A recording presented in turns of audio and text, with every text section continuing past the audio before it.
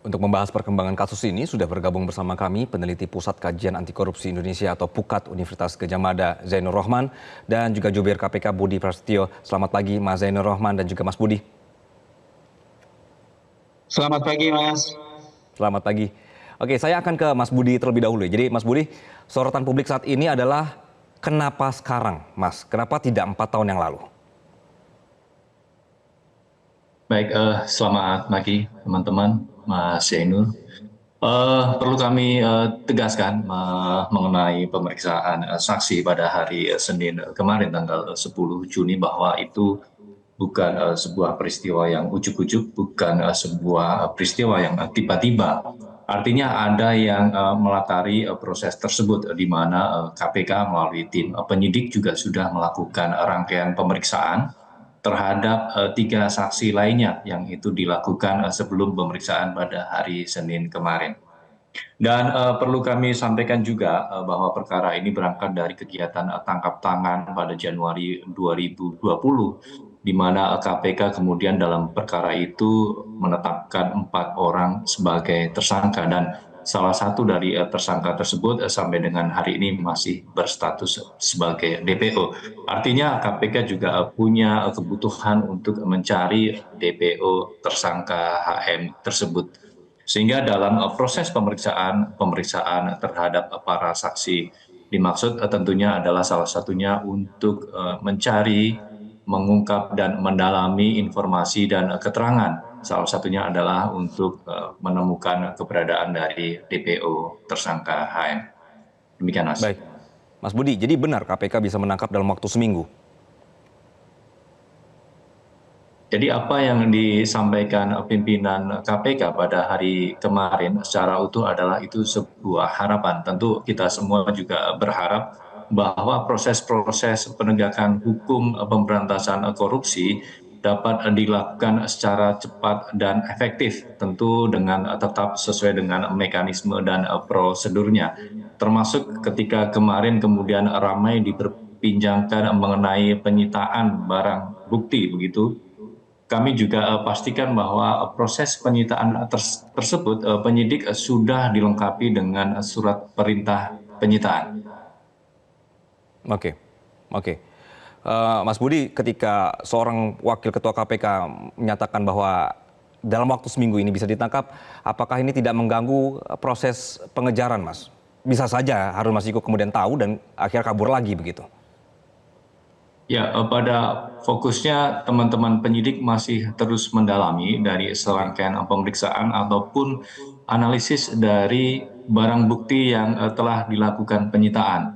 Di sini kami juga tentu mengajak masyarakat, seluruh elemen, seandainya mengetahui keberadaan dari DPO tersangka HM, juga kemudian dapat menyampaikan kepada KPK sehingga kemudian juga bisa dilakukan upaya-upaya yang cepat. Oke, Mas Budi tadi sudah disinggung sedikit, ponsel dan tas Hasto disita KPK, pihak Hasto melawan soal ini, Mas. Tanggapan Anda bahwa disebut tindakan ini melawan hukum dan tindakan tidak profesional, Mas? Ya, kami tentu menghormati apa yang dilakukan dengan menyampaikan pelaporan ke Dewan Pengawas ataupun ke Komnas HAM. Karena pada prinsipnya itu adalah hak bagi setiap warga negara jika memang itu dianggap ada dugaan pelanggaran dalam proses penegakan hukum yang dilakukan. Namun kami yakini Dewas pasti akan mengakses, menganalisa laporan tersebut secara profesional dan kami yakin tugas-tugas Dewas dilakukan adalah salah satunya untuk mendukung kerja-kerja pemberantasan korupsi. Oke. Saya akan ke Mas Zainur sedikit. Mas Zainur, ketika kasus ini kemudian seakan-akan dimunculkan kembali setelah 4 tahun, ada kekhawatiran bahwa selama 4 tahun ini sebenarnya bisa saja ada upaya untuk pengerusakan bukti atau juga penghilangan bukti gitu. Tanggapan Anda seperti apa? Ya, memang agak susah ya untuk tidak mengkritik kenapa momentumnya baru sekarang. Selama kurun 4 tahun, apa yang dilakukan oleh penyidik maupun KPK secara keseluruhan juga tidak disampaikan dengan jelas oleh KPK. Kalau misalnya penyitaan alat komunikasi maupun catatan Hasto ini dilakukan 4 tahun lalu, mungkin hasilnya akan berbeda. informasi yang dibutuhkan mungkin masih ada gitu ya.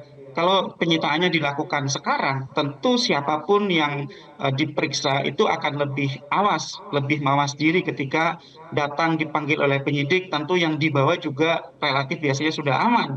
Kenapa? Karena tentu tim kuasa hukum sudah memberikan saran-saran hukum agar pemeriksaan sebagai saksi itu kemudian tidak memberatkan dirinya, misalnya dengan berpotensi menjadi seorang tersangka. Jadi kan sebenarnya dari sisi penyitaan sendiri juga kita bertanya, kenapa penyitaannya sekarang gitu? Tidak Oke. dilakukan penyitaan di pemeriksaan 2020. Tetapi sekali lagi itu memang kewenangan dari penyidik. Nah, tetapi yang saya ingin bahas justru adalah oke, memang daripada tidak sama sekali, sekarang tentu juga merupakan satu kemajuan. Satu kemajuan bisa dilihat ketika seorang penyidik itu melakukan penyitaan. Artinya ini jauh sudah lebih serius. Kalau dilakukan penyitaan ini kan merupakan sebuah upaya paksa menurut KUHP. Nah, upaya paksa ini kan juga dibatasi oleh hukum bahwa yang disita itu yang pertama adalah benda atau barang yang merupakan hasil kejahatan, yang kedua adalah alat melakukan kejahatan, yang ketiga adalah yang memiliki hubungan langsung dengan kejahatan. Artinya, penyidik memiliki dugaan bahwa yang disita itu ada hubungannya dengan kejahatan yang dilakukan oleh Harun Masiku dan pihak-pihak lain. Nah, ini yang publik tunggu. Apa yang ingin diperoleh oleh penyidik dari handphone maupun catatan Hasto Kristianto ini untuk mengungkap perkara Harun Masiku. Kenapa? Karena kami masih punya catatan bahwa perkara Harun Masiku ini belum utuh diproses oleh KPK. Kenapa? Karena yang pertama masih di 4 tersangka gitu ya, maupun satu DPO, yang 3 sudah divonis bersalah gitu ya. Yang kedua adalah dalam proses pengejaran Harun Masiku, dulu ada dugaan terjadinya obstruction of justice, menghalang-halangi penyidikan. Bahkan ada informasi ketika penyidik KPK melakukan pengejaran itu ditahan oleh orang-orang yang tidak berwenang, kemudian akhirnya Harun Masiku bisa melarikan diri. Harun Masiku sekarang lari pun, saya sangat yakin itu juga atas bantuan perlindungan arahan dari pihak-pihak tertentu. Itu semua adalah obstruction of justice. Nah, ini belum Oke. disentuh sama sekali oleh KPK. Sehingga ya publik akan melupakan diskusi soal apakah ini politik atau hukum ketika KPK dapat segera menangkap Harun Masiku, menghadapkannya ke muka sidang, membongkar secara utuh perkara ini dari pertama kasus penyuapan dan yang kedua adalah kemungkinan terjadinya obstruction of justice dan mengungkap siapapun yang terlibat. Karena menariknya perkara Harun Masiku itu bukan Harun Masikunya, tetapi Harun Masiku diduga dapat menjadi pintu pembuka untuk pelaku-pelaku lain, yaitu para pelaku penyerta maupun para pelaku obstruction of justice, Mas. Oke, itu yang ditunggu publik. Begitu ya. Mas Budi ada tanggapan, Mas? Baik, terima kasih Mas Yainur. Mas Yainur ini salah satu yang intens mendukung kerja-kerja pemberantasan korupsi. Dan mengenai substansi dari pemeriksaan ataupun pengembangan perkara, tentu kita masih menunggu proses-proses yang sedang berlangsung di dalam penyidikan di KPK. Yang tentu juga hari ini belum bisa kami sampaikan, termasuk apa saja yang kemudian didalami di dalam barang-barang bukti yang dilakukan penyitaan, baik itu alat elektronik ataupun catatan lainnya.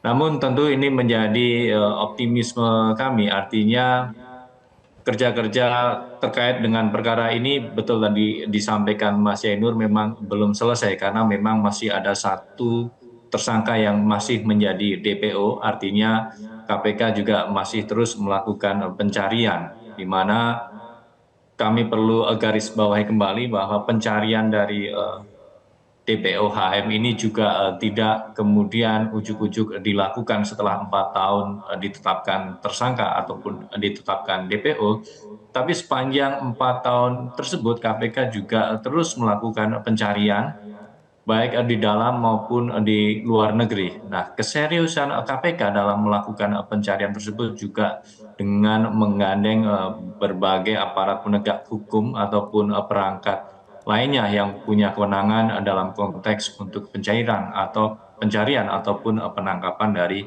DPO HM. Demikian, Mas. Baik, baik. Nah, nanti pertanyaan berikutnya adalah sebenarnya dalam 4 tahun ini atau memerlukan waktu 4 tahun, sebenarnya apa yang begitu membuat KPK kesulitan dalam mencari yang namanya Harun Masiku ini?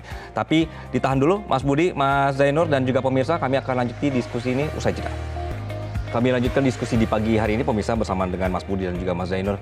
Langsung saja, Mas Budi, ini tolong diluruskan kalau salah begitu ya. Jika KPK menyebut ini ada informasi baru begitu, apakah bukannya perlu sprindik baru, Mas? Misalnya nih, Hasto diduga menyembunyikan Harun Masiku misalnya, atau tahu keberadaan Harun Masiku misalnya begitu. Jadi bukan kasus Harun Masiku yang diduga menyuap Iwan Setiawan begitu. Tanggapan Anda?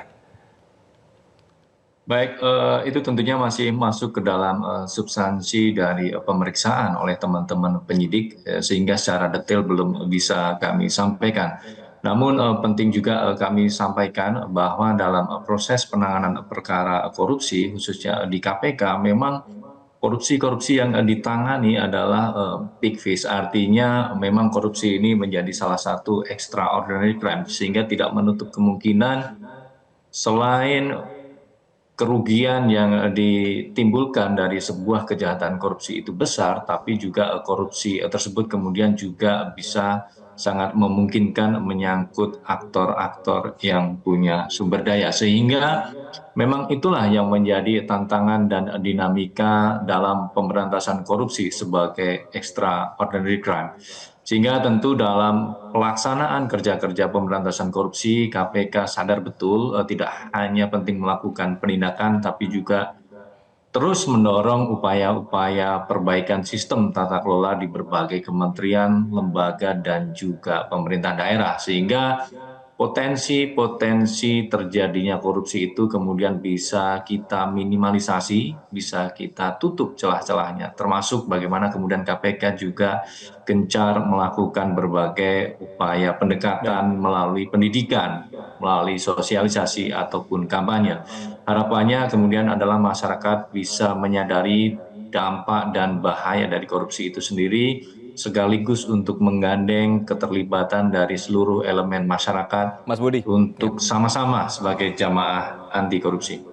Baik, Mas, sekali lagi, atau memang sebenarnya sudah ada sprindik baru, Mas, soal obstruction of justice? Sejauh informasi yang kami terima itu belum ada, namun di sini penyidik masih terus fokus terkait dengan substansi dari pemeriksaan-pemeriksaan yang telah dilakukan dalam rangkaian setidaknya 4 saksi yang sudah dilakukan pemeriksaan dalam beberapa spel waktu belakangan ini. Oke, oke. Saya ke Mas Zainar. Mas Zainar, kalau KPK tidak tertib administrasi seperti ini ya, terlihat misalnya soal sprindik dan lain-lain, apakah nanti bisa kalah, Mas, di peradilan, Mas, melawan Hasto? Ya, tentu soal bisa sih bisa-bisa saja ya, tetapi saya melihat sejauh ini sih on the track. Saya katakan Oke. demikian, kenapa? Karena misalnya ketika ada challenge dari Pak Hasto dan tim kuasa hukumnya soal prosedur penyitaan, saya termasuk yang berpendapat bahwa sejauh ini saya belum melihat adanya pelanggaran prosedur. Kenapa? Oke. Karena barang yang bisa disita itu adalah yang dikuasai oleh siapapun selama barang itu hasil pidana, alat pidana maupun terkait dengan pidana. Sehingga ketika barang itu misalnya dikuasai oleh ajudan atau dikuasai oleh orang lain, kemudian dilakukan penyitaan oleh penyidik, bukan Oke. langsung kepada saksi, itu tidak ada satupun prosedur hukum yang dilanggar. Dari sisi izin, itu juga berbeda. Di dalam KUHP memang penyidik itu wajib izin kepada KPN, Ketua Pengadilan Negeri. Tetapi di dalam Undang-Undang KPK, itu tidak lagi dibutuhkan izin karena bersifat lex specialis. Cukup menyampaikan pemberitahuan kepada Dewan Pengawas KPK. Sehingga sejauh ini saya melihat tidak ada celah ya yang bisa digunakan oleh Pak Hasto untuk dapat men-challenge penyitaan yang dilakukan oleh KPK untuk barang alat komunikasi maupun buku catatan. Nah, sekali lagi saya justru tertarik gitu ya untuk mendesak KPK gitu ya mendalami dua hal itu tadi. Yang pertama adalah ya tersangka lain yang kemungkinan turut berperan dalam pemberian suap oleh Harun Masiku kepada Wahyu Setiawan. Itu kan baru Oke. 4 ya, tetapi kan ada dugaan para pemberi suap itu melapor, meminta izin, meminta restu, meminta arahan. Itu sampai sekarang tidak dikembangkan. Yang kedua adalah dugaan obstruction of justice. Ya, siapapun yang membantu menyembunyikan Harun Masiku, membantu melarikan diri, menghalang-halangi penangkapan oleh KPK terhadap Harun Masiku, itu semua harus dimintakan pertanggungjawaban pidana karena mereka melakukan obstruction of justice. Nah, dua ini Oke. yang sejauh ini memang kita belum melihat ya adanya penyidikan baru oleh KPK. Tadi juga sudah dikonfirmasi oleh Mas Budi, Humas KPK juga menyampaikan memang belum ada nih sprindik baru untuk dua hal yang tadi saya sebutkan. Nah, ini yang publik tunggu dan itu Oke. sebenarnya bisa dimulai tanpa harus menunggu Harun Masiku tertangkap. Tetapi ketika Harun Masiku bisa ditangkap, memang itu akan jauh lebih mudah. Baik, Kenapa? Karena baik. Harun Masiku ini bisa menjadi kunci untuk membongkar kotak Pandora, permainan busuk, mengganti anggota DPR Baik, Mas Zainur. terpilih tidak Ya. sesuai dengan ketentuan peraturan Oke, perundang-undangan. kalau begitu saya coba ke Mas Budi lagi. Jadi begini, saya tidak berdebat lagi ya soal boleh atau tidaknya HP disita begitu. Namun Mas Budi, apakah KPK yakin HP yang disita kemarin adalah HP yang dipakai 4 tahun lalu? Kita tidak tahu berapa kali Hasto ganti HP, kita nggak tahu eksternal memorinya sudah ganti berapa kali atau berapa kali reinstall begitu. Tanggapan Anda? Baik, dalam penyitaan tersebut tentunya penyidik masih akan terus melakukan pendalaman, pelacakan informasi dan komunikasi yang ada di dalam HP tersebut sehingga informasi-informasi yang dibutuhkan oleh penyidik dalam pengungkapan perkara ini ataupun dalam upaya pencarian dari DPO HM bisa kemudian mendapatkan titik terang ataupun informasi tambahan sehingga puzzle-puzzle yang sebelumnya mungkin belum terisi oleh informasi ataupun keterangan, harapannya kemudian bisa terkumpul sebuah keterangan yang kemudian bisa istilahnya melancarkan pencarian dari keberadaan HM sebagai DPO KPK. Dan penting juga kami apresiasi seperti teman-teman Mas Yainur dan kawan-kawan lainnya yang terus mendukung supaya kerja-kerja pemberantasan korupsi ini bisa berjalan secara efektif dan progresif. Oke, oke. Baik, kalau begitu kita akan sama-sama menunggu perkembangan seperti apa. Kalau memang bisa dipegang pernyataan bahwa seminggu ini ya Mas Budi begitu, itu akan lebih baik. Dan untuk pagi hari ini saya mengucapkan terima kasih kepada Mas Budi dan juga Mas Zainur sudah memberikan perspektifnya di Selamat Pagi Indonesia. Jelajahi cara baru mendapatkan informasi. Download Metro TV Extend sekarang.